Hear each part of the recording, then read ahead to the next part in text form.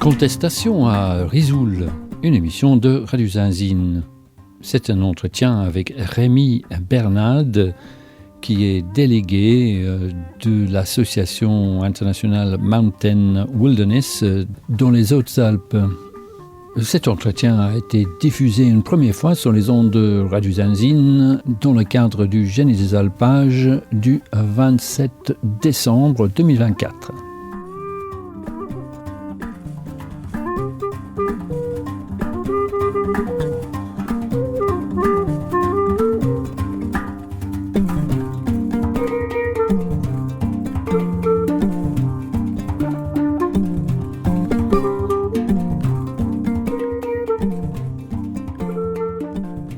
Nous allons parler avec Rémi Bernard, qui fait partie d'une association qui est internationale, qui date depuis les années 87, qui s'appelle Mountain Wilderness. On pourrait dire les lieux sauvages dans les montagnes, quelque chose comme ça.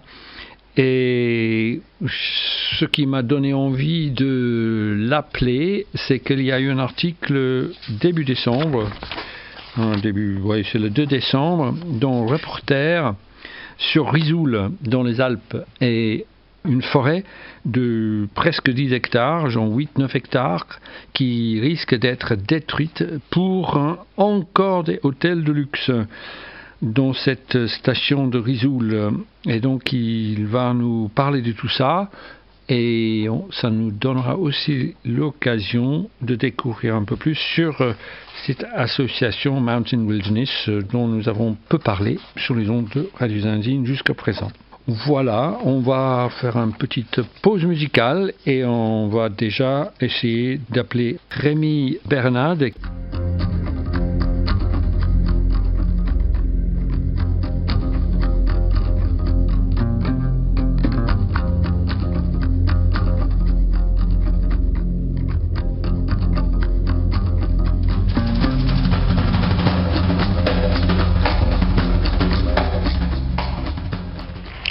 Voilà, maintenant en ligne depuis les Hautes-Alpes, je crois à Saint-Martin-de-Querrières, Rémi Bernard.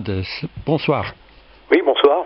Alors, j'avais expliqué au début de cette émission qu'on avait envie de parler avec vous parce qu'il y avait un article dans le journal en ligne Reporter où on trouve énormément d'informations pour cette émission, il faut dire. Que dans la station de ski de Risoul, donc dans les Hautes-Alpes, il y a de nouveau des terrains, notamment en forêt, menacés par encore des hôtels de luxe. Peut-être vous pourriez nous expliquer ça. Et je précise que vous faites partie, je crois, de Mountain Wilderness, qui est une association dont on aimerait bien savoir un peu plus d'ailleurs. Oui, donc effectivement, je suis membre de Mountain Wilderness et je suis ce qu'on appelle le délégué de cette association dans le département des Hautes-Alpes. Le délégué, c'est grosso modo le correspondant de Mountain Wilderness, dont je pourrais vous en dire plus si vous le souhaitez.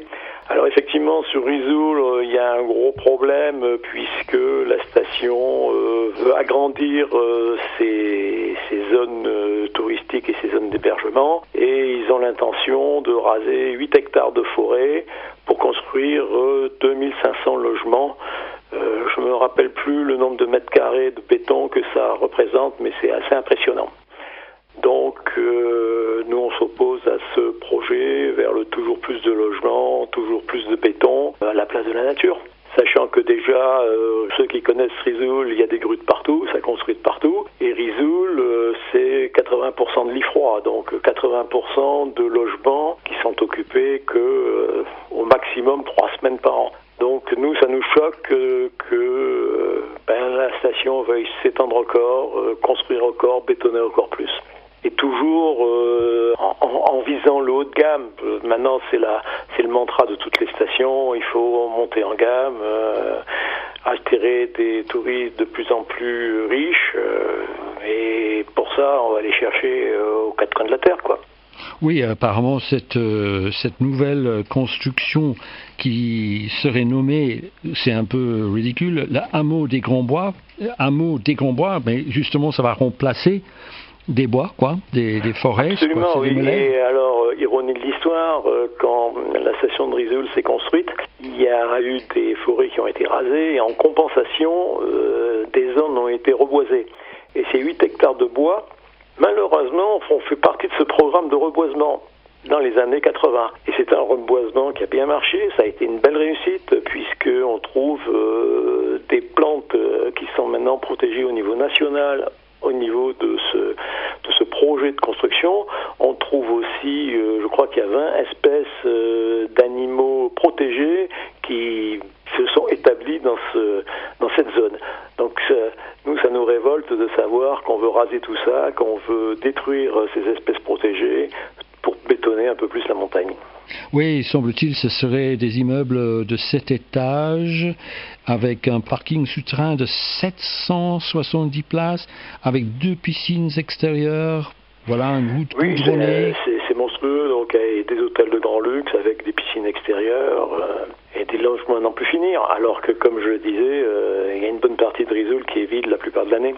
Oui, et ça, en fait, moi je trouve c'est assez incroyable. Enfin, c'est frappant parce que en même temps, il y a toute la question des Jeux Olympiques de 2030. Il y a toute une opposition qui dit que ça va encore juste créer des infrastructures qui sont utilisées très peu de temps, des immenses infrastructures, et que en fait ça renforce le tout tourisme dans une région qui pourrait avoir d'autres avenirs. Je veux dire artisanat, même en partie dans certaines zones, ça pourrait avoir un avenir en partie agricole, mais non, on insiste sur ce 100% tout tourisme Oui, c'est bien ça qui nous fait peur d'ailleurs avec cette perspective des Jeux Olympiques 2030 dans les Hautes-Alpes, c'est qu'on se renforce dans cette idée qu'il n'y a que le ski qui peut faire sortir, vivre la région, alors que nous on pense qu'il y a certainement d'autres initiatives à prendre pour que les gens puissent vivre en harmonie avec la nature dans ce beau département. Et le problème, c'est que ces Jeux Olympiques, on dérive un peu par rapport à Risoul, mais le problème de ces Jeux Olympiques, c'est que ça va renchérir l'immobilier. Les gens vont encore pas pouvoir se loger parce que ça va être beaucoup trop cher, et donc les gens vont pas pouvoir vivre et on va devenir une réserve d'Indiens.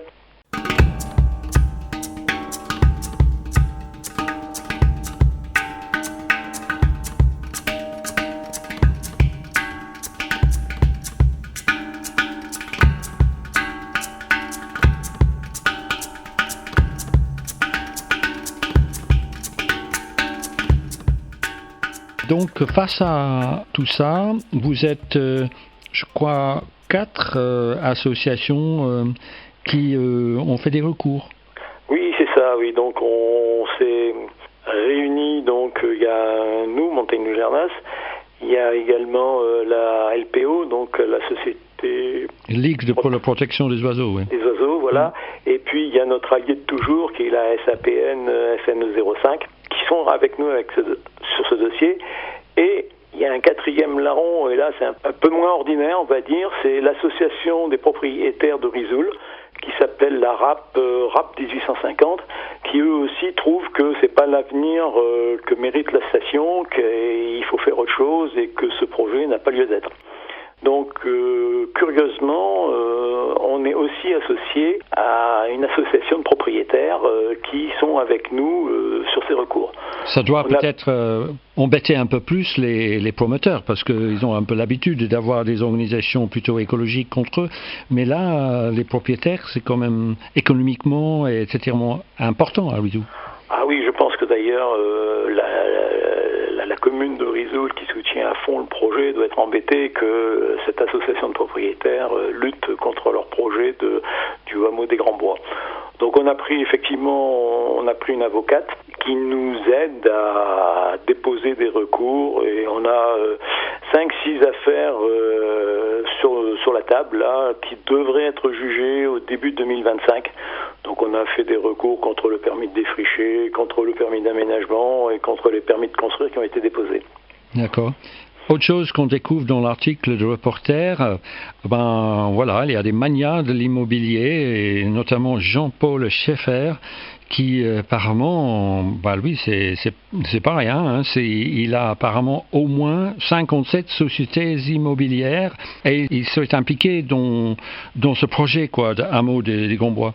Oui, tout à fait. De toute façon, on sait bien que l'immobilier, ça profite à quelques-uns. L'immobilier dans les Alpes, dans les stations de ski, ça profite à quelques-uns qui s'en mettent plein les poches en construisant, des fois d'ailleurs avec des subventions publiques. Et de toute façon, c'est l'argent public qui permet de faire notamment les infrastructures, les routes, les égouts pour alimenter ces lotissements. Et puis c'est des agents privés qui s'en mettent plein les poches en bétonnant la montagne.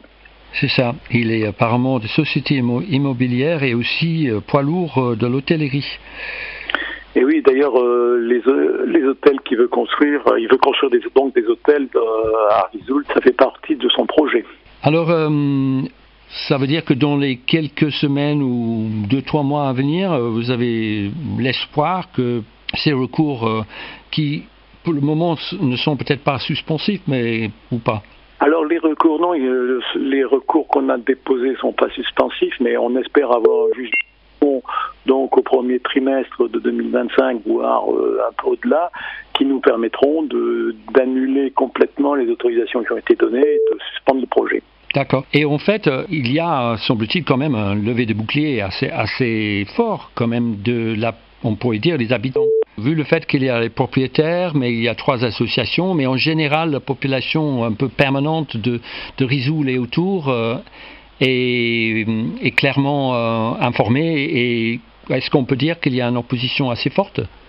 Je n'irai pas jusque-là parce qu'il y a certains socioprofessionnels qui sont quand même tout à fait pour la construction de ce lotissement. Les moniteurs de ski, certains commerçants, certains restaurateurs, dans l'association même, sont tout à fait pour. Par contre, effectivement, certains habitants doivent se demander où passe leur argent, pourquoi cette fuite en avant.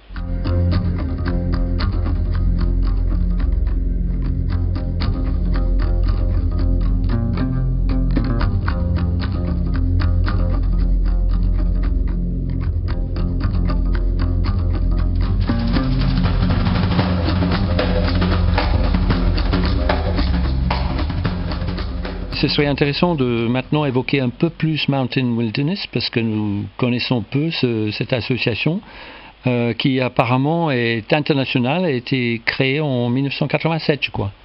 Oui, c'est ça. Donc, nous sommes Mountain Wilderness France. Nous sommes la branche française de Mountain Wilderness, qui est une association qui a maintenant 35 ans, qui a été fondée par des grands noms de l'alpinisme qui voulaient protéger la montagne sous tous ses aspects. Et il y a eu des déclinaisons nationales dans tous les pays avec des montagnes, à l'exception notable de l'Autriche d'ailleurs.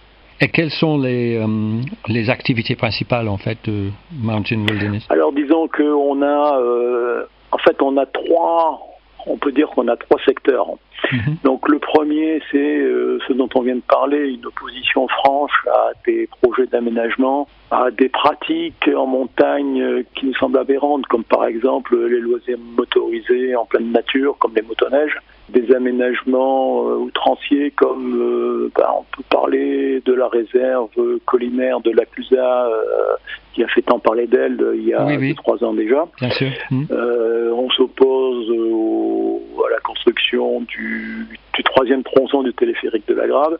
On est aussi favorable à ce qui est le plus d'air protégé possible. Donc ça fait partie un peu de cette branche d'opposition à certaines pratiques et certains aménagements déraisonnables en montagne. Mmh.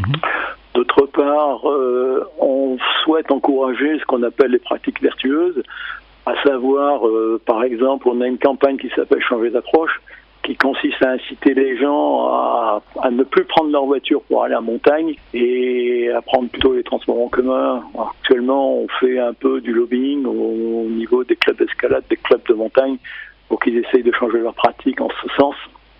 Dans la même veine, on a une des campagnes qui est sans doute la plus connue de Mountain Wilderness, c'est ce qu'on appelle l'installation obsolète. Alors, l'installation obsolète consiste à enlever de la montagne tous les aménagements qui ont été abandonnés, qui sont inutiles. Ça a trois trois pieds, je dirais. On fait d'une part l'inventaire de tout ce qui existe.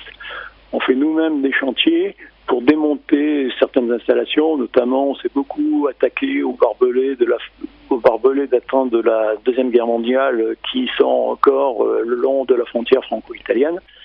On a aussi démonté des téléskis. Et en faisant ces chantiers, on montre que c'est possible de faire, que les démontages sont possibles, et on veut inciter d'autres à le faire. On a eu la satisfaction de voir que Domaine Ski Gap de France nous imite un peu en ayant décidé de démonter des téléskis régulièrement. Et en dernier volet, c'est réfléchir à un avenir désirable pour la montagne. D'accord. Et si les personnes aimeraient savoir plus, j'imagine vous avez un site ? Alors on a un site internet, tout à fait, mountainwilderness.fr, où vous aurez tous les renseignements sur notre association que vous souhaitez. Très bien. Bon, mais en tout cas, on veut bien suivre l'affaire de Risoul, et peut-être d'autres affaires d'ailleurs, mais surtout celle-là. Donc on va essayer de voir qu'est-ce que ça donne, ces recours, et on pourrait peut-être revenir vers vous dans quelques semaines pour voir où est-ce qu'on en est, quoi. Il n'y a aucun souci. Très bien. Mais je vous remercie, Rémi Bernard, beaucoup, et à bientôt, j'espère. À bientôt, au revoir. Allez, au revoir.